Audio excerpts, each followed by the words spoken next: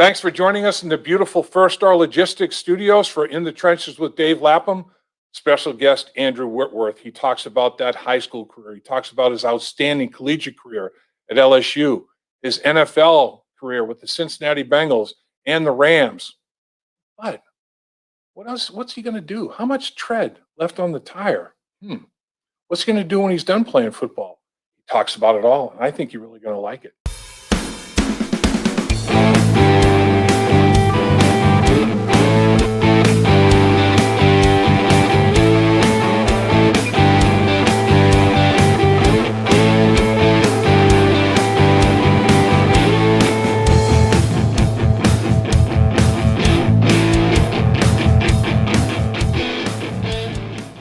Thanks for listening to First Star Logistics in the Trenches with Dave Lapham. You can join us wherever you get your podcasts, but hit that subscribe button on YouTube. We want to build our channel. Welcome to our studio at First Star Logistics. It's Dave Lapham in the Trenches, and our podcast guest is the legend, and I'm talking legend, Andrew Whitworth. Big Whit, what's happening, my man? What's going on, Lap? Doing good, man. I'll tell you, you're just an amazing specimen to me to be able to play as long as you played, and not only play that long, but play at the level that you continue to play at. What do you attribute it to? You know, I think it's just a lot of things, man. The good Lord's blessed me with a good body to play this game, and you know, I've also, you know, put a lot of time and effort and things into this, and you also been blessed with some gifts and some things that make it possible. You know, as I've said before, I think that there's certain attributes that every NFL player, every professional athlete probably has that set them apart from people. And some of mine with recovery and just being able to stay healthy and maintain strength certain ways has been really special. And it makes one of the gifts I have be able to play it for a long time. It's truly remarkable, a heck of a run. Let's do a little bit of this, Andrew Whitworth. This is your life. We're going to go back to the high school career a little bit. The pride of West Monroe High School. You guys dominated. I mean, it was an unbelievable football team. You win a state championship, 2 state championships, and the last one in 2000, I think it was, you national champs, right? Yeah, we won a bunch of polls that selected us as national champions. Man, what was that like playing on a high school football team that was, you know, so dominant? Well, I think it was really great preparation for what, you know, I didn't know at the time, but going into college and playing in big games and in the NFL. I mean, in my high school career, you know, we got the opportunity. We'd had enough success as a young player there that we started playing teams from other states and kind of taking on the top contenders from Texas and Mississippi and other states around us. And, you know, I think that experience playing in games that you weren't necessarily playing teams around you that you're familiar with, but playing teams from all over and, you know, and teams that had won the championship in Texas or won it in Mississippi, you felt the energy and really the expectation of those games was totally different than anything you'd played in before.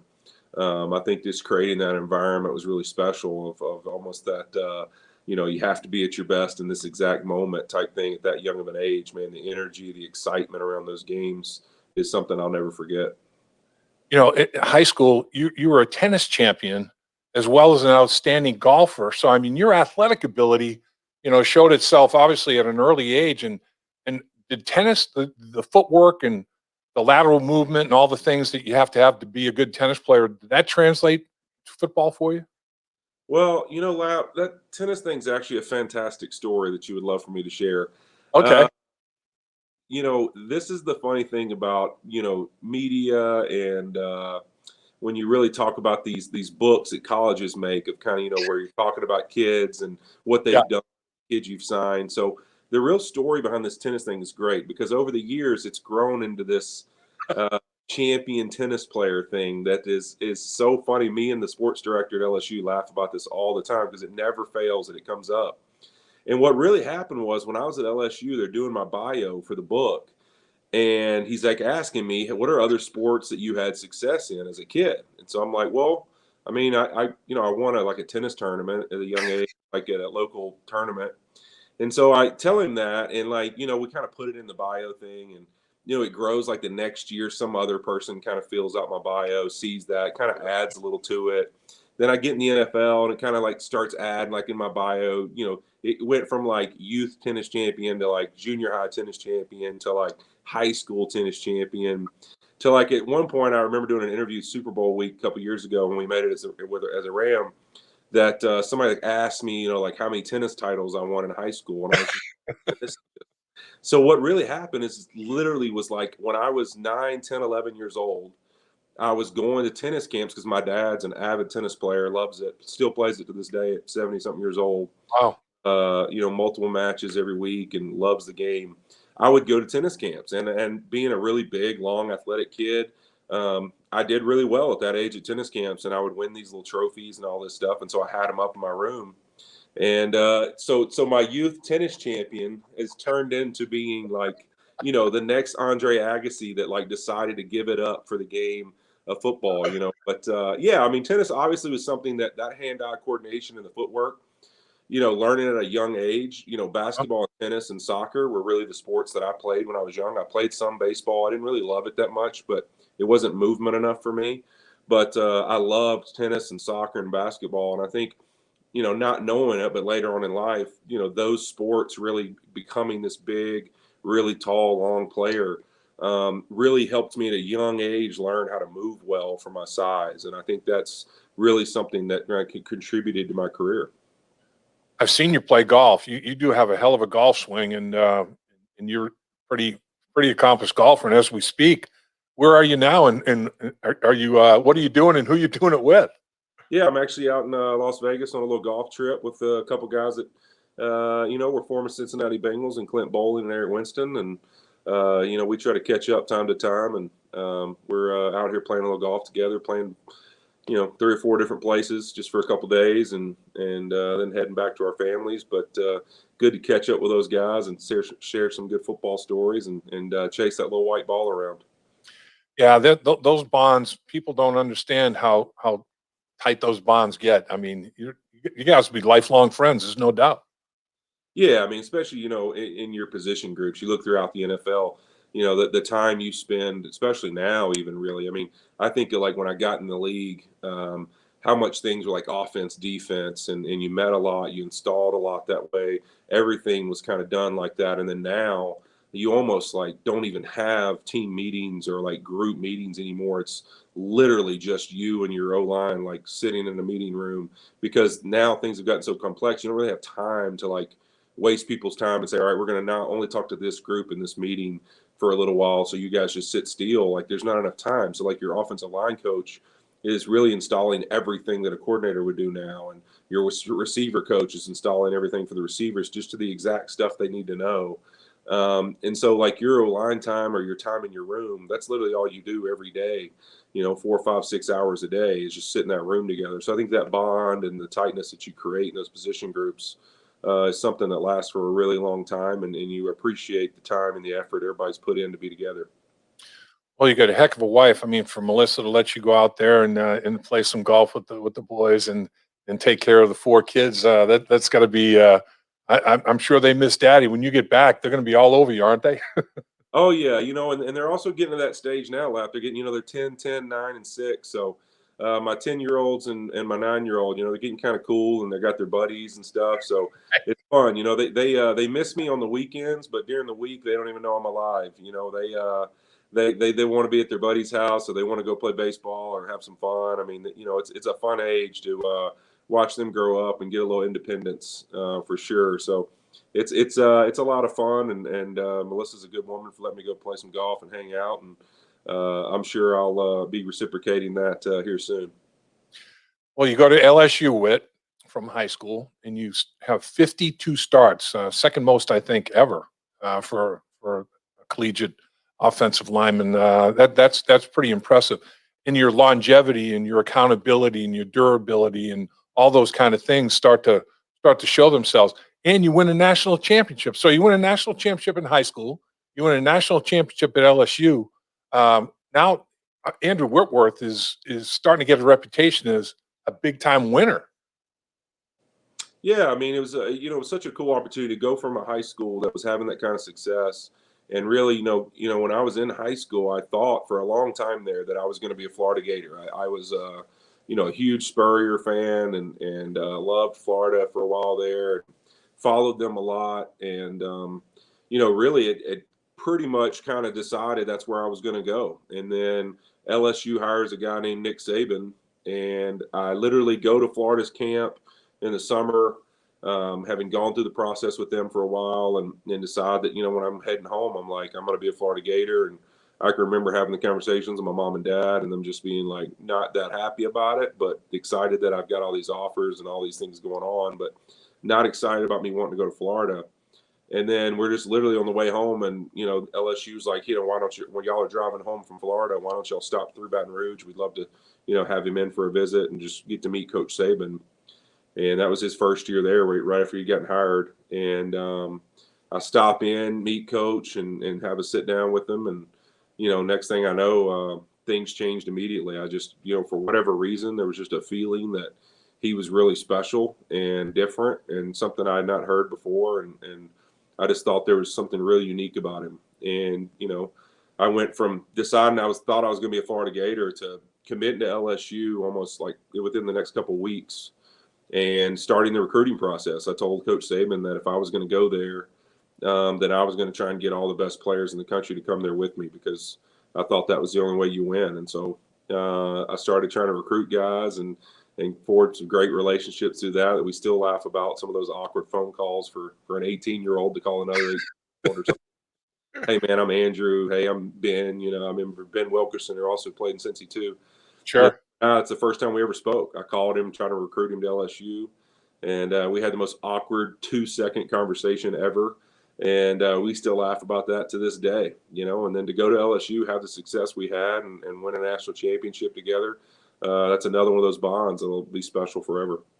There's no question. Then you come to the Cincinnati Bengals. You're the 55th selection in the draft, and Paul Alexander couldn't believe that you didn't go in the first round. I mean, he's like, this guy's a first round talent, and the Bengals get him in the earlier stages of the second round.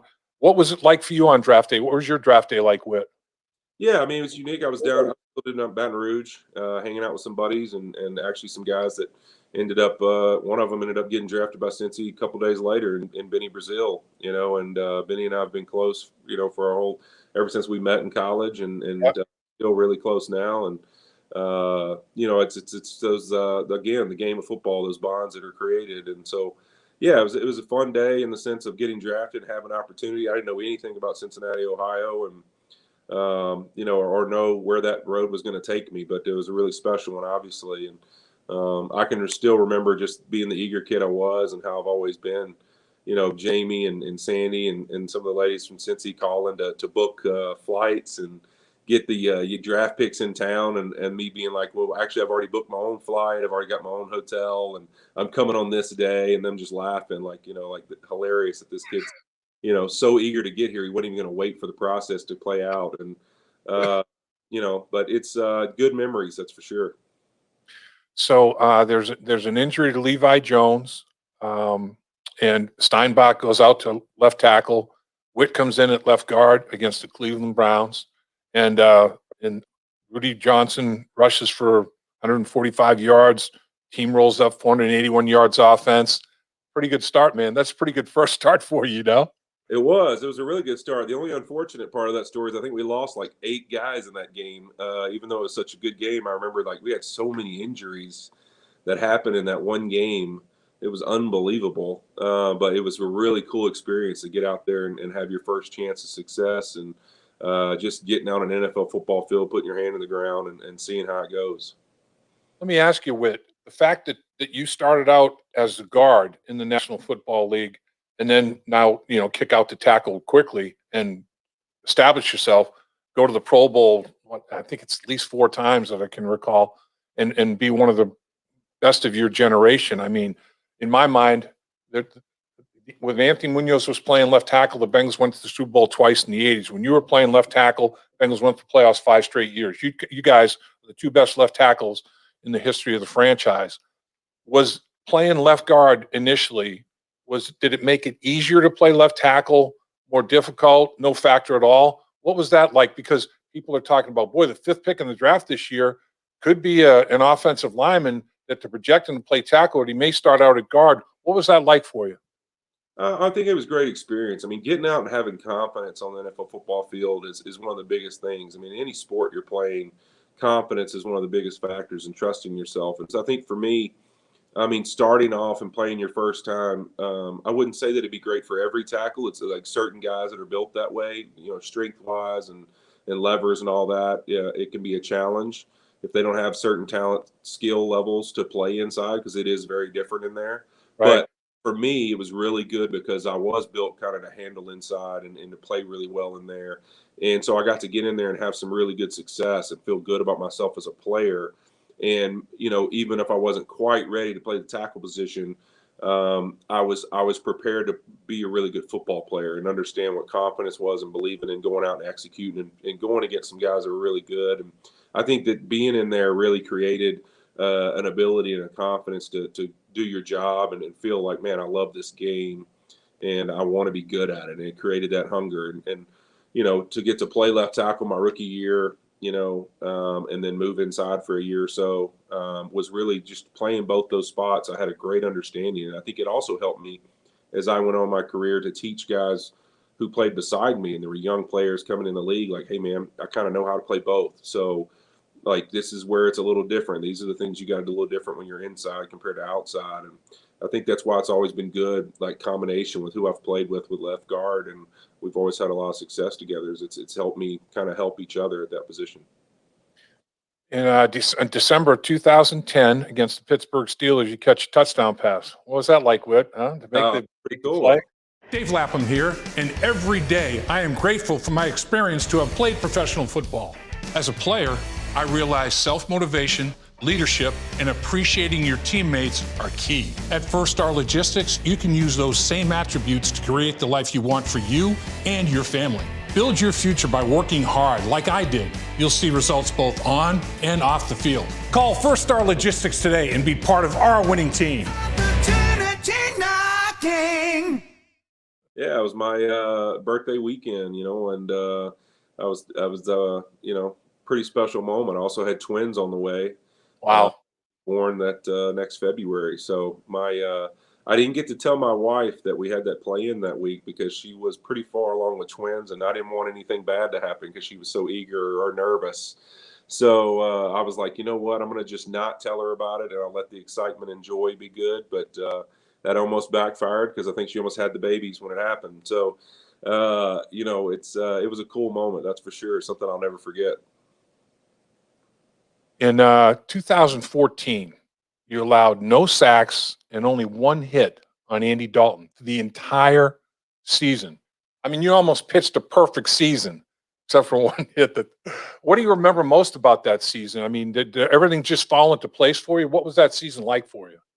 Yeah, I mean, it was just one of those years where things work out. I mean, the reality at offensive line position is there's going to be some things out of your control. There's nothing you can do, and the quarterback's going to either have to escape and get hit, or something else that might happen where there's not much you can do about being where you are. But there's also years where it works out and you play really well, and also it just happens to be that that the quarterback didn't get your way in certain protections and things, and so.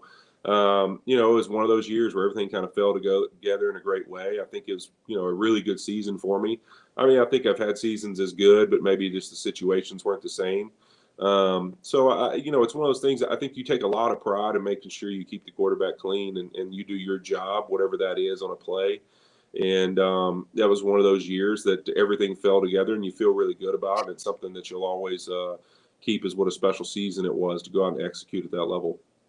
Your last 22 games of your career at LSU, you didn't give up a sack in 22 games at the collegiate level. I mean, you kind of laid the groundwork, laid the foundation right there as to what type of a competitor you were when you met Paul Alexander for the first time. Because I mean, I remember him talking about meeting you the first time. What was it like for you to meet Paul Alexander the first time? It was really funny because I didn't know Paul at all, and I was at the combine. And this guy, you're when you're at the combine, you're kind of looking around trying to figure out who's who and who's a coach and who's not. And there's so many people everywhere that when you get in these big rooms, I can remember Paul walked by me in a Cincinnati Bengals hat and just like really fast and only the way Paul Alexander could do it. it just so awkwardly, like, just sprinted by me, and he was just like, "First round pick," and he just pointed at me. And that's all he said to me. And he just walked off. And I was just like, who the heck was that guy? And I'm like, this is some guy, I don't know what he does. Maybe he's on the video department. I'm not sure. But some in a Bengals hat just walked by me and told me I was a first round pick. And, so it was just one of those things, like, and then he always tells that story because it's funny that that was our very first encounter. And then obviously I did my interview with him and those kind of things. And I'll never forget Marvin Lewis at the end of the interview has always said, like, he literally looked at Paul and was like, well, if I draft him, I don't even need you anymore. Listen to this guy break down plays and stuff. It was really funny hearing Marvin share that story. But yeah, it was funny where those little meetings in the combine and where those stories lead is pretty cool. Is that probably as big a factor as any to your longevity and your success? Is your understanding of the game of football? Everybody talks about how the great quarterbacks, they love the grind. Their football acumen, their football IQ is the thing. It's above the neck, where they're so great. You are as well. Do you think that's as big a factor as anything? Is your total understanding of the game of football? Yeah, I mean, I think that it's one of those things that sounds less useful and maybe as complex as it really is. Because I think sometimes when people say that, people think, oh, well, that just means they understand the X and O's of football or the mathematics, how it works, And I think that really when you look at those big time QBs that way, and you look at your special guys across the league, really at a lot of positions where you would say that that's what one of their special traits is. It's more than just X's and O's. It's understanding really like what they need exactly out of their body all the time. And so they know how to train it. They know how to prepare it. They know how to take care of it. They know when there's things that they need to do, and then there's things that it's like, what, that's really like, that's cool and that's great, but that's not really something that's going to help me be good at what I do. So I'm going to really lock it in and specify what it is I need to train at and what I need to be good at. And so I think it's not only do you understand the big picture, but you understand all the little pictures and how they all add up to the big picture. And you're able to kind of teach people around you that part. And you're also able to kind of figure out what your next move is or how you should handle that next situation that's coming up in your career before it actually ever happens. And I think that that's really what when I think of guys that are kind of have those special traits, when I look at some of the special QBs that have been around, especially some of these guys that have played now into their 40s, that's really what I see is what they're really special at, is being able to really fine tune what it is the game of football needs of them and being great at those things. So week 8 of 2019, Rams beat the Bengals 24-10, and you become the 12th player in NFL history to beat every team in the National Football League. What was that like? Really special moment. It's one of those things to be on a short list like that, especially when you get up there in the career where I've been. It's like you start kind of, you love the games, the moments, the guys. Those are always going to be the best parts. But you start to really like realize how rare and special it is what you get to do and what you get to have been, a part of. And I think for me, it's like something like that, being the 12th player to ever do that is something that you'll, think about forever. I mean, 20 years when you're done playing, that'll be a cool moment. Somebody will bring it up and, think about that. Just what rare air that is it's really neat and pretty humbling, but it's one of those things too. It's like when people start telling me how many games I've started and all this kind of stuff and where that is on the list all time and all that, I'm like, it's just it's crazy because it's still just, you still think of like the first time you started or the first time you won a game, in a big moment or whatever it is. And you just don't think about the entirety of the big picture like that when you're playing. And sometimes it's overwhelming to even think about. We mentioned that, you win a state championship in high school, you win a national championship in high school, you win a national championship at LSU, you get to the Super Bowl, but it doesn't work out. The Patriots, win the football game, but you got there, you got to that world championship game. What was that like, that Super Bowl defeat, a winner like yourself to have to absorb that? What was that like for you? It's one of those things. It's like, it's hard to explain to people, but you're like, obviously you would rather win the game always, but it's, such a cool moment to think of where you came from in life and what you were doing as a kid and thinking about to reach that stage, basically to reach that stage and play in that game at every level of sports, from high school, college to the pros is really neat. I mean, and along that road, the other cool moment for me is what a special place the Superdome's been in my career. It's somewhere that I won the national championship in high school and a state championship. It's where I won the national championship in college. It was in the Sugar Bowl in New Orleans in the Superdome, and then that's where we won the NFC Championship to go to the Super Bowl. Wow. That year. So it's like in that one building, some really cool, special moments throughout my career in my home state of Louisiana. So it's throughout that season, it's like, man, you lose the Super Bowl. But when you sit back and reflect on it, it's like, man, what an amazing opportunity and experience I've had. And you wish you'd have got it done, but you know what? You don't take for granted 1 second how hard it is to get there. And what a special moment it was to have that week and go through it. I mean, just an amazing experience I'll never forget. Sean McVay has done an unbelievable job with the Rams and highly acclaimed and rightfully so.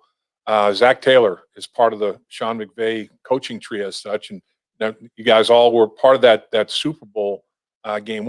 What's your remembrances of Zach Taylor on that Rams staff before he came to the Cincinnati Bengals?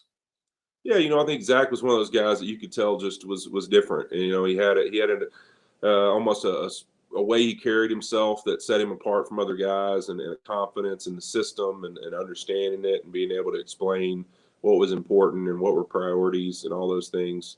I think that we knew early on as we all worked together and that Zach was going to be a guy that was going to be going up the tree fast. I mean, he just to me, I always described him as like he came off like a really sharp backup, quarterback type mentality, like a guy who played the game and then, had been around the game forever. Like I think of Ryan Fitzpatrick and some of those guys, like just guys that you're like, man, this dude, just has something about them. And so I think that, to me, it's like that's kind of how he was perceived in the building. People knew, man, this guy's going to go up the ladder fast. We didn't realize it'd be that fast, to become a head coach so fast. But, you knew it was special. And look, man, I mean, being a head coach and being in charge of a franchise in the NFL, I think as we've all seen, is a challenge. And there's so many things that have to go your way, that it's a long road and it's a tough road. And sometimes it takes perfect situations, for people to realize how good somebody is at what they do, or, in a perfect scenario. And all of a sudden people start winning and they're like, oh, this guy is a good coach. And the reality is there's a lot of great NFL head coaches that it takes a while to get it going, because you have to be in a good situation and have some things work out your way with health, guys staying healthy, guys, draft picks working out, finding the right free agents. I mean, it's a challenge to be successful in the NFL. That's why the ones who win and have won, don't take it for granted, because you can do it fast and then you realize, wow, I should have appreciated every moment that I won a game, every chance I had to play for a division. I think of the years in Cincinnati that, we go to the playoffs 5 times in a row, win a couple division championships, and it's like people are talking crap about not winning a playoff game. And it's like the reality is, go look at your success level compared to other teams throughout the league during that time. It's pretty impressive. And so you got to keep things in perspective of how hard it is to win in this league. Absolutely. I couldn't agree with you more. Fellow alums of LSU, Joe Burrow. What's your take on Joe Burrow? Love Joe. I got a chance to spend some time with him, after he got injured, and I was injured as well. I torn my PCL and MCL in week 9, and then he got hurt a couple weeks later and was out in LA after surgery. And we got a chance to actually meet up on an NFL Sunday and watch some games at my house, and both laid up in our crutches. And so it was, it was good to visit and good to get a chance to get to know him, just because we have some similarities throughout our career. And he's a special young man. I can't wait to watch him grow and mature and be who he's going to be. It's going to be really, really special, and he's got a special mentality about him that just jumps off at you in the first bit of conversation with him. He's very cognizant of his platform, and he gives back. And you're that guy, Whit, as well. Talk about what you've done with the Big Whit Foundation.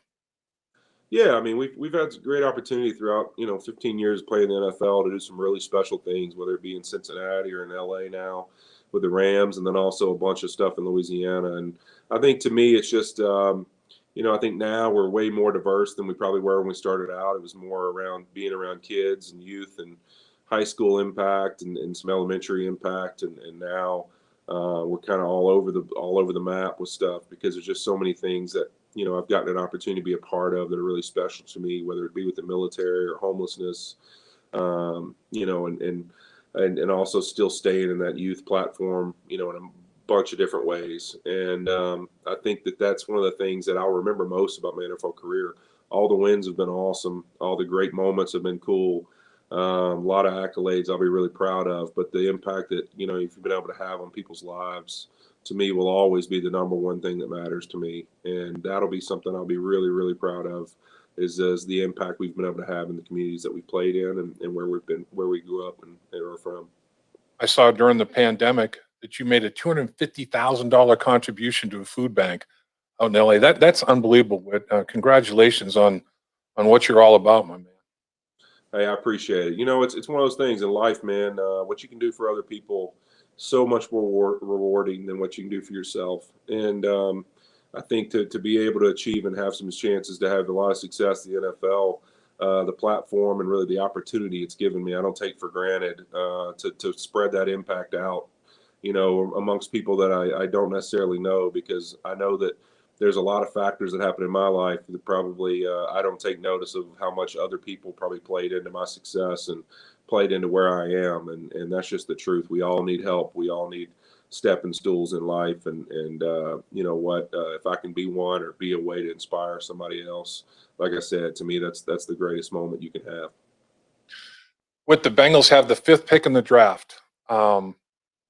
Don't like how they got the 5th pick in the draft. They obviously got the 1st pick in the draft last year. Didn't like how they got there, but they got a hell of a player in Joe Burrow, and they had a really successful draft. 5th pick in the draft this year. There's conversation, and it could be an offensive lineman, Sewell or Slater or other guys.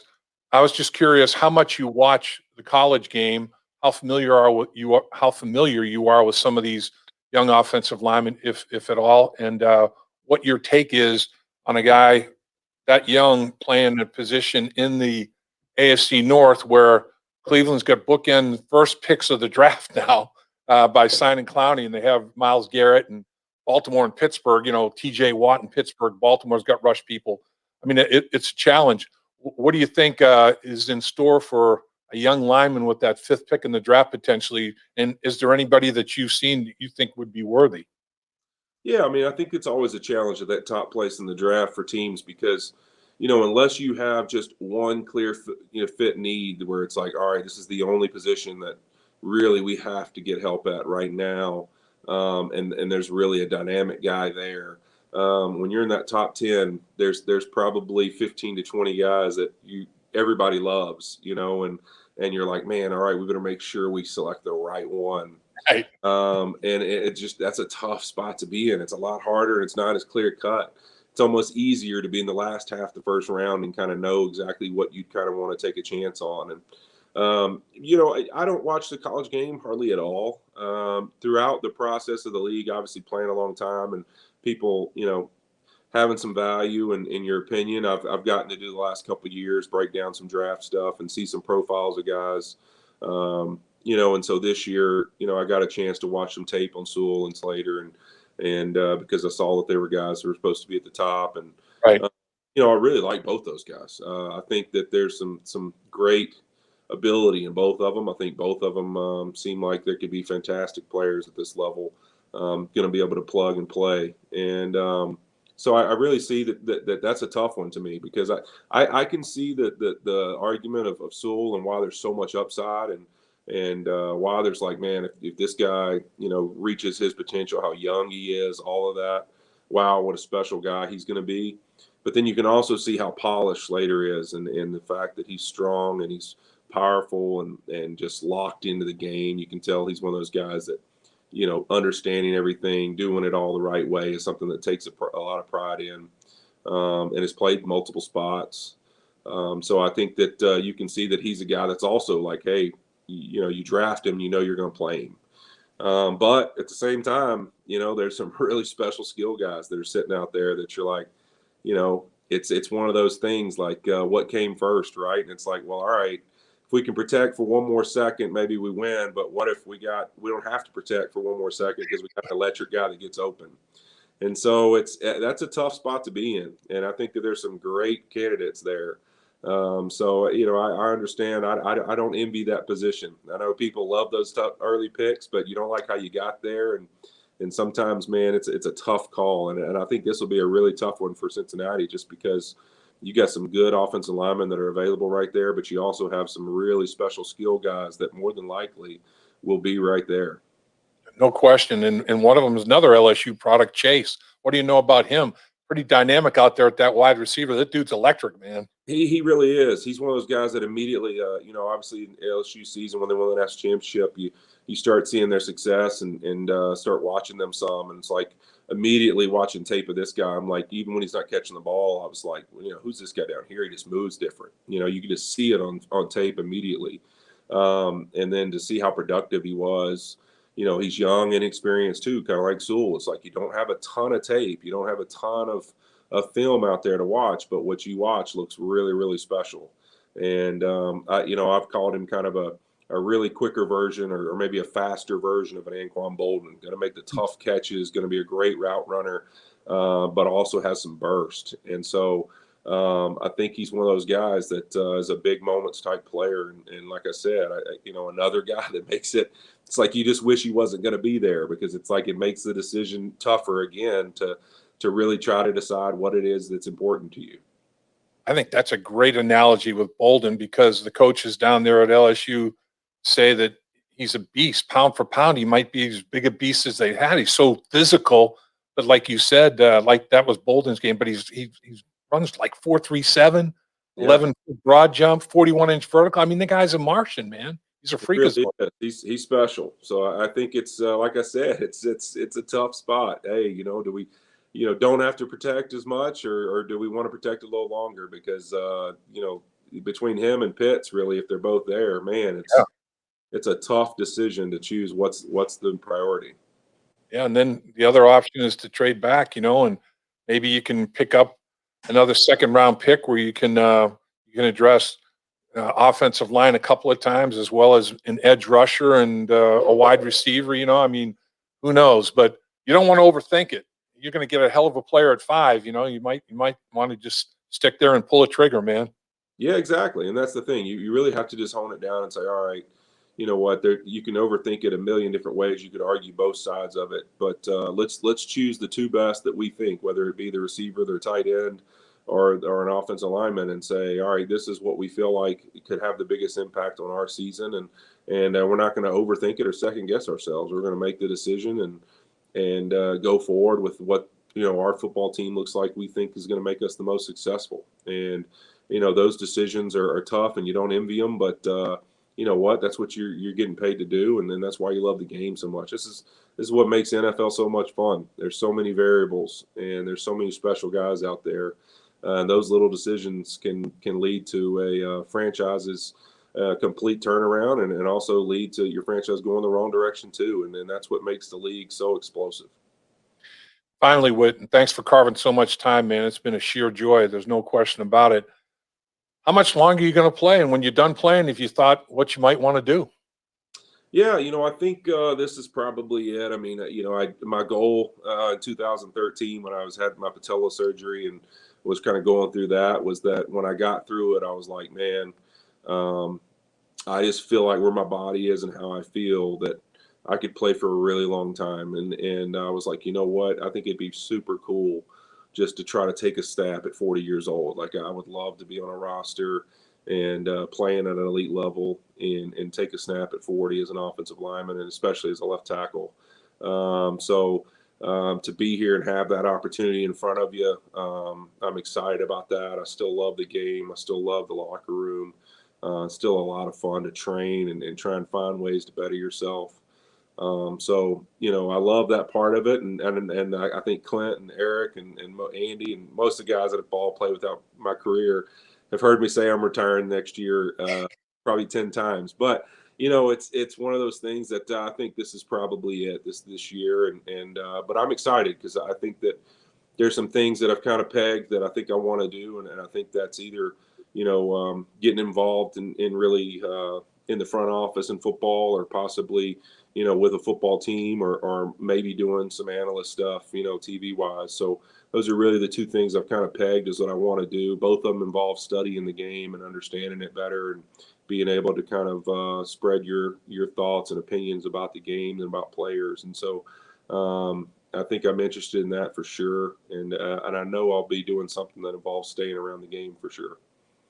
I could see you, if you decide to go into the front, I could see you being an unbelievable general manager, a football operations director, or something of that ilk, or unbelievable analyst, commentator. You're a multi-talented guy, Whit. I mean, the world's your oyster, my man. There's no question about it. And it's again, can't thank you enough for joining us on the podcast. You're a quality human being in every sense of the word, and a great ambassador for the National Football League and a bunch of other things. So appreciate you, Whit. Hey, I appreciate you, Lap, man. It's a lot of people throughout your career that are all a part of that journey, and you were as well, man. Always so kind and generous, and just always gave the opportunity to have a voice, and I appreciate you so much, man. And was excited to come on and visit with you today.